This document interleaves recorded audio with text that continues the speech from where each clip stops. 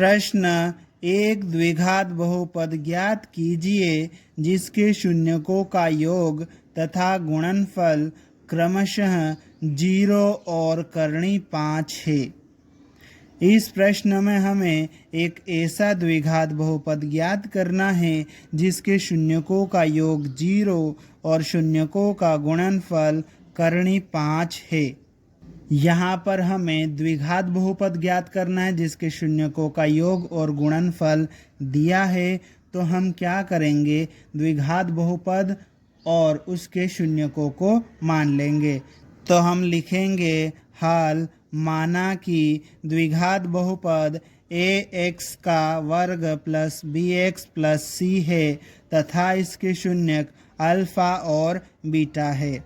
यहाँ पर हमने द्विघात बहुपद ax का वर्ग प्लस bx प्लस c और इसके शून्यक अल्फा और बीटा मान लिया है। अब शून्यकों का योग हमें दिया है तो हम लिखेंगे अब शून्यकों का योग अल्फा प्लस बीटा बराबर 0। ठीक है, शून्यकों के योग का एक सूत्र होता है, तो इस लाइन की जगह यहाँ पर हम शून्यकों के योग का सूत्र -b/a यहाँ पर लिख देंगे। ठीक है, और बराबर के इधर 0 चल रहा है। ठीक है, चलो तो ये बराबर के इधर हम 0 लिख देंगे। ठीक है, अब आगे बढ़ते हैं। हमें शून्यकों का गुणनफल भी दिया है। ठीक है, अब शून्यकों का गुणनफल भी दिया है तो हम उसे भी यहाँ पर लिख देते हैं। तो हम लिखेंगे तथा शून्यकों का गुणनफल अल्फा गुणित बीटा बराबर, शून्यकों का गुणनफल करणी 5 दिया है तो हमने करणी 5 यहाँ पर लिख दिया है। शून्यकों के गुणनफल का एक सूत्र होता है c/a, तो ये हम यहाँ पर लिख देंगे। अब यहाँ पर कितना है, करणी 5। ठीक है, अब देखो इन दोनों के बटे में यहाँ पर हमारे पास में क्या है, a है। ठीक है, दोनों के बटे में a है। देखो a का मान यहाँ से कुछ नहीं दिख रहा है तो क्या करेंगे, हम बटे में 1 लिख देंगे यहाँ पर। तो यहाँ से a का मान 1 आ जाएगा, यहाँ पर भी सेम मान आना चाहिए का।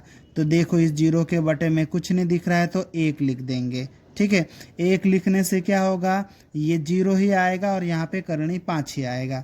इस तरह से a का मान यहाँ से भी 1 आ गया, यहाँ से भी 1 आ गया। और यदि a बराबर 1 हो तब b बराबर कितना होगा, देखो b बराबर -b बराबर 0, चिन्ह बदलेंगे तो b बराबर भी 0 ही आएगा। तो b का मान हम यहाँ पर 0 लिख देंगे और c का मान कितना आ रहा है, करणी 5। ठीक है, इस तरह से हमें a, b और c के मान मिल गए। अब हमने जो बहुपद ax का वर्ग प्लस bx प्लस c माना था, इसमें a, b और c के मान रखेंगे। ठीक है, a का मान कितना है, 1, तो यहाँ पर a की जगह पर हम 1 रखेंगे।